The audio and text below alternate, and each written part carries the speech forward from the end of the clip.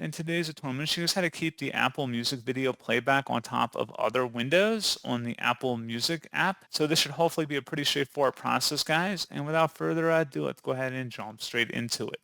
So all you have to do is open up Apple Music and then select the music item up in the menu bar. Go down and select Settings, and then select the Advanced tab at the top. And where it says Keep Video Playback on top of all other windows, go ahead and check mark inside there if you want to turn that on, or uncheck it if you don't.